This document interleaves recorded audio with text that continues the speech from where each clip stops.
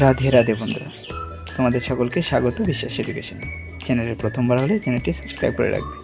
তো আজকে আমরা পড়ব প্রতিবাদী ধর্ম আন্দোলন সম্পর্কে। এই প্রতিবাদী ধর্ম আন্দোলনের মধ্যে কী কী পড়বো আমরা? বৌদ্ধ ধর্ম ও জৈন ধর্ম। হ্যাঁ, তোমরা ঠিক শুনছো, গৌতম বুদ্ধ, মহাবীর, এদের কথা তোমরা আগেই পড়েছ। সেইগুলি আজকে আমরা পড়ব। পুরানো পড়া একটু ভালো করে আমরা মনে করে নেব। চলো, কী বলছি? এই প্রতিবাদী ধর্ম আন্দোলনটা কী জিনিস? খ্রিস্টপূর্ব ষষ্ঠ শতকে ভারতীয় উপমহাদেশের সমাজ, অর্থনীতি বা রাজনীতি বদলাতে শুরু করে। বৈদিক যুগের শেষের দিকে জাতিভেদ প্রথা, সামাজিক বৈষম্য ইত্যাদিকে কেন্দ্র করে প্রতিবাদী আন্দোলন গড়ে ওঠে। এই সময় অনেকগুলি নব্য ধর্মের উদ্ভব হয়েছে, তার মধ্যে বৌদ্ধ ও জৈন ধর্ম ছিল বিশেষ উল্লেখযোগ্য। প্রথমে আমরা পড়ব জৈন ধর্মের কথা। চলো তাহলে শুরু করি জৈন ধর্ম। জৈনদের প্রচারকগণ তীর্থঙ্কর নামে পরিচিত, অর্থাৎ যারা জৈন ধর্মের কথা প্রচার করে বেড়াতেন তাদের কি বলা হতো? প্রচারকগণদের বলা হতো তীর্থঙ্কর। মনে থাকবে, বহু পরীক্ষা প্রশ্ন দেয় যে জৈন ধর্মের প্রচারকগণ কি নামে পরিচিত, বলতে পারবে তো? তীর্থঙ্কর। জৈন ধর্ম অনুযায়ী মোট 24 জন তীর্থঙ্কর ছিলেন। তাহলে জৈন ধর্মের মোট কতজন তীর্থঙ্কর ছিলেন বলো তো? 24 জন। তার মধ্যে প্রথম তীর্থঙ্কর হলেন ঋষভদেব বা আদিনাথ। মনে থাকবে, প্রথম তীর্থঙ্করের নাম কি? ঋষভদেব বা আদিনাথ। 23তম তীর্থঙ্কর কে ছিল? পার্শ্বনাথ। এবং সর্বশেষ তীর্থঙ্কর মহাবীর। এই যে 24 জন তীর্থঙ্কর আছে, সবার নাম কি তোমাদের মনে রাখতে হবে? একদমই না। প্রথমটা মনে রেখে দেবে, 23তম এবং সর্বশেষ। তাহলে কি বললাম আমি? প্রথম তীর্থঙ্কর কে ছিলেন? ঋষভদেব বা আদিনাথ। 23তম তীর্থঙ্করকে পার্শ্বনাথ। এবং সর্বশেষ তীর্থঙ্করকে আমরা সবাই চিনে থাকে বা সবাই নাম শুনেছি, তার নাম কি? মহাবীর। এবার মহাবীর অন্য একটি নামেও পরিচিত, সেই নামটা কি বলতো? বর্ধমান। তাহলে মহাবীরের অন্য একটি নাম কি? বর্ধমান। এবার মহাবীর জন্ম কোথায় গ্রহণ করেছিল? বিহারের বৈশালীর কুন্দগ্রামে আনুমানিক 540 খ্রিস্টপূর্বাব্দে জন্মগ্রহণ করেছিলেন। কত সালে? 540 খ্রিস্টাব্দে। কোথায়? বৈশালীর কুন্দগ্রামে। বর্ধমান মহাবীর ছিলেন জৈন ধর্মের 24তম তীর্থঙ্কর। অর্থাৎ 24তম মানে শেষ, কারণ আমরা পড়েছি টোটাল কতজন ছিল? 24 জন তীর্থঙ্করই ছিল। তার পিতার দেওয়া নাম ছিল বর্ধমান।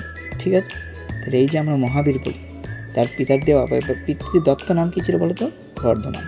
মনে থাকবে? আচ্ছা, ঠিক আছে। মহাবীরের পিতার নাম কি? সিদ্ধার্থ। মনে থাকবে, মহাবীরের পিতার নাম কি ছিল? সিদ্ধার্থ। মাতা কি? ত্রিশালা। স্ত্রীর নাম ছিল যশোদা এবং কন্যা অনজ্জা বা প্রিয়দর্শন। বিহারের পাওয়াপুরীতে আনুমানিক 468 খ্রিস্টপূর্বাব্দে মারা যান। কি করে মারা যান তিনি? অনশন করেন। ঠিক আছে, চলো এবার আমরা একটা খুব গুরুত্বপূর্ণ শব্দের সঙ্গে পরিচয় হব, সেটা হচ্ছে চতুর্জাম ও পঞ্চমহাব্রত কি। দেখো, এই জায়গাটা খুবই গুরুত্বপূর্ণ, তোমরা ভালো করে শুনে নাও। জৈন ধর্মে 23তম তীর্থঙ্করের নাম কি জেনেছিলাম? পার্শ্বনাথ। তিনি প্রবর্তন করেন চতুর্জাম।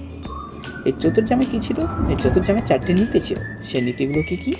অহিংসা, সত্য, অচর্য ও অপরিগ্রহ। পার্শ্বনাথ প্রবর্তিত চতুর্জামের সাথে মহাবীর একটা আদর্শ যোগ করেন। সেই আদর্শের নাম কি? ব্রহ্মচর্য।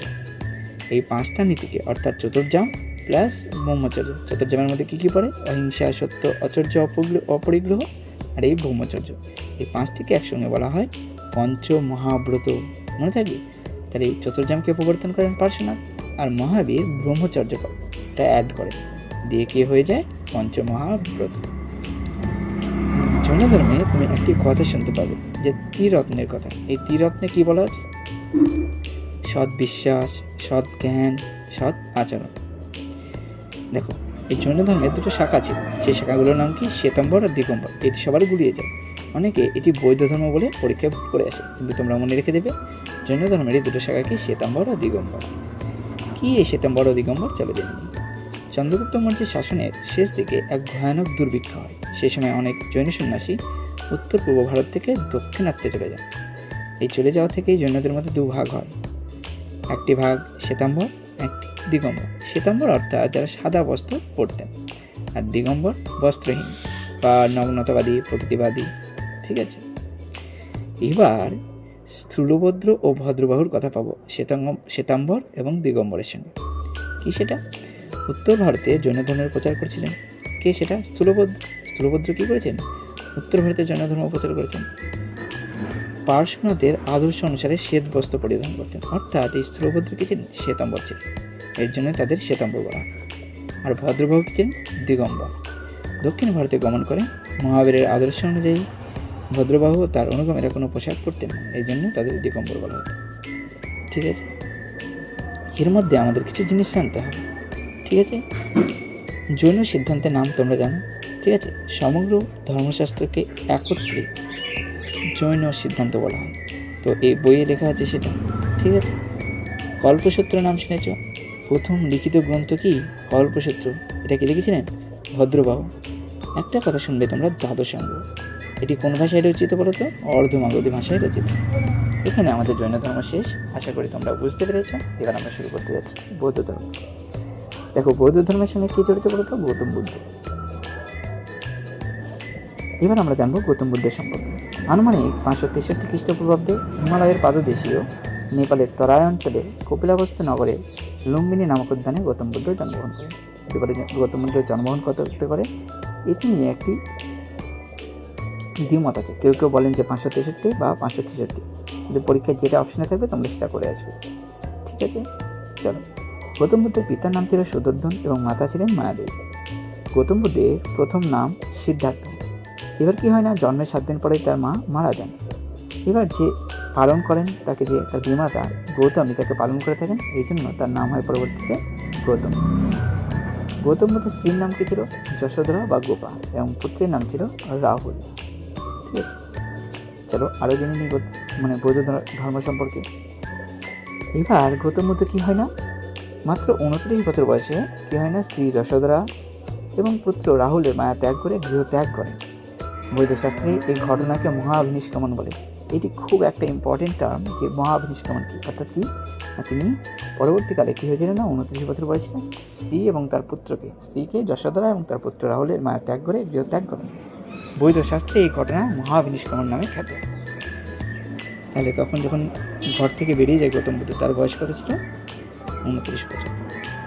তার ঠিক 6 বছর পরে গৌতম বুদ্ধ 35 বছর বয়সে বোধি বা দিব্যজ্ঞান লাভ করেন, যার জন্য তিনি ঘর থেকে বেরিয়ে গেছেন। সেই জ্ঞান কত বছর বয়সে লাভ করেন? 35 বছর বয়সে। বোধি বা দিব্যজ্ঞানের লাভের পর তার নাম হয় বুদ্ধ। এই আমরা বলি না গৌতম বুদ্ধ, গৌতম নামটা তোমরা আগেই জানো যে গৌতমী তাকে পালন করেছে, তাই গৌতম। তারপরে 35 বছর বয়সের পর, এই দিব্যজ্ঞান লাভের পর তাকে বুদ্ধ বলা হয়। তথাগত বলে একটা টার্ম আছে, তার মানে কি, যিনি পরম জ্ঞানের সন্ধান পেয়েছেন। এবার গৌতম বুদ্ধ কোথায় সাধনা করেছিলেন? তিনি যে গাছের বা তলায় বুদ্ধত্ব লাভ করেন তার নাম হয় বোধিবৃক্ষ। সে গাছটা কি ছিল? পিপল গাছ ছিল। সে স্থানটিরও পরবর্তীতে নামকরণ করা হয় বৌদ্ধগড়। এবার আরও কিছু বিষয়, যে বিষয়গুলো তোমাদের গৌতম বুদ্ধ সম্পর্কে মনে রাখতে হবে, সেগুলো হচ্ছে গৌতম বুদ্ধ উত্তর ভারতের বারাণসী শহরের কাছে সারনাথে তার 5 জন সঙ্গীর কাছে প্রথম উপদেশ দান করেন। যে 5 জন সঙ্গীকে দিয়েছিলেন তাদেরকে বলা হতো পঞ্চভিক্ষু, আর যে এই উপদেশ দিয়েছিলেন না, এটাকে বলা হয় ধর্মচক্র প্রবর্তন। 486 খ্রিস্টপূর্বাব্দে মল্ল মহাজনপদের কুশীনগরে, বর্তমানে যেটা উত্তরপ্রদেশে গোরখপুর জেলায় আছে, গৌতম বুদ্ধ দেহত্যাগ করেন। এই ঘটনাকে বৈদ্যশাস্ত্রে মহাপরিনির্বাণ বলা হয়। এটাকে আমরা দেখেছি মহাভিনিষ্ক্রমণ, অর্থাৎ তিনি যখন ঘর ছেড়ে চলে যান আর যখন মারা যান সেটা কি হয়? মহাপরিনির্বাণ। এছাড়া যখন তিনি জ্ঞান দান করলেন, উপদেশ দান করলেন, সেটাকে বলা হয় ধর্মচক্র প্রবর্তন। আগেই জানলে, এগুলো মনে রেখে দেবে। বৌদ্ধদের প্রধান ধর্মগ্রন্থ হচ্ছে ত্রিপিটক। এই ত্রিপিটকে কী কী আছে? বিনয় পিটক, সূত্র পিটক, অভিধর্ম পিটক। ঠিক আছে, আর যে জিনিসটা আমাদের মনে রাখতে হবে সেটা হচ্ছে গৌতম বুদ্ধ উত্তর ভারতের বারাণসী শহরের কাছে 5 জন সঙ্গীর কাছে পঞ্চভিক্ষু উপদেশ দেন। এর নাম তো আমরা জানলাম, ধর্মচক্র প্রবর্তন। এটা হয়ে গেছে। আরেকটা জিনিস, এটা বুদ্ধ 4টা আর্য সত্য উপলব্ধি করার পরামর্শ দিয়েছেন। সেগুলো কি কি? জগৎ দুঃখময়, দুঃখের কারণও আছে, এই দুঃখ নিবারণের বা নিবৃত্তির উপায়ও আছে, দুঃখ নিবৃত্তির পথ বা মার্গ আছে। এছাড়া আমরা জানতে পারি যে বৌদ্ধ ধর্মে অষ্টাঙ্গিক মার্গের প্রচলন করছে। অষ্টাঙ্গিক মার্গ কি? এই মার্গ মানে হচ্ছে পথ। দুঃখ থেকে মুক্তি পাওয়ার জন্য 8টি উপায়ের কথা গৌতম বুদ্ধ বলেছেন। সেই 8টি উপায়কে একসঙ্গে বলা হয় অষ্টাঙ্গিক মার্গ। সেগুলো কি? সৎ বাক্য, সৎ কর্ম, সৎ চেষ্টা, সৎ জীবিকা, সৎ সংকল্প, সৎ চিন্তা, সৎ দৃষ্টি এবং সৎ সমাধি। তোমরা জানো বৌদ্ধ সঙ্গীত। বৌদ্ধ সঙ্গীত না, আচ্ছা, আমরা কথা বলছিলাম বৌদ্ধ সঙ্গীতের ব্যাপারে। তো কি এই বৌদ্ধ সঙ্গীত? বৌদ্ধ ধর্মের ইতিহাসে বৌদ্ধ যে ধর্মের সঙ্গীতগুলো, সেগুলো সেগুলো খুব গুরুত্বপূর্ণ ভূমিকা পালন করে। ধর্মসঙ্গীতি অনেকটা ধর্ম সম্মেলনের মতো। সেখানে বৌদ্ধ সন্ন্যাসীরা সমবেত হতেন, বৌদ্ধ ধর্মের নানা বিষয়ে আলোচনা হতো। এমন 4টি সঙ্গীতের কথা আমরা জানি। গৌতম বুদ্ধের মৃত্যুর পর এই সঙ্গীতগুলো হয়। তবে এগুলো থেকে বহু পরীক্ষার প্রশ্ন আসে, যেমন প্রথম বৌদ্ধ সঙ্গীতে কত খ্রিস্টাব্দে হয়, কার সময় হয়, কোথায় হয়, সভাপতি কে ছিলেন, এসব প্রশ্ন আসে। তো চলো জেনে সেগুলো। প্রথম বৌদ্ধ সঙ্গীতি হয়েছিল 483 খ্রিস্টপূর্বাব্দে। কোথায় হয়েছিল? কার শাসনামলে হয়েছিল? অজাতশত্রু। তিনি কোন বংশের শাসক ছিলেন? হর্ষ। আর সভাপতি ছিলেন মহাকর্ষ। দ্বিতীয় বৌদ্ধ সঙ্গীত হয়েছিল 383 খ্রিস্টপূর্বাব্দে। বৈশালীতে হয়েছিল তালাশ এর সময়। তিনি কোন বংশের শাসক ছিলেন? শিশু। এই সময় সভাপতি ছিলেন সভাকামী।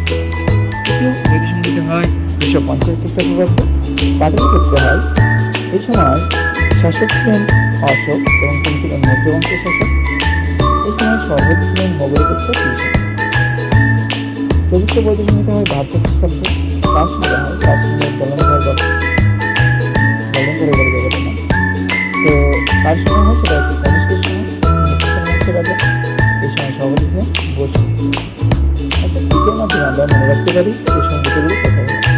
রবি পাকা অর্থাৎ র থেকে রাজকীয় প্রথম সঙ্গীত, দুই থেকে বৈশালী তৃতীয় সঙ্গীত, কা থেকে পাটলিপুত্র তৃতীয় সঙ্গীত, কা থেকে চতুর্থ সঙ্গীত।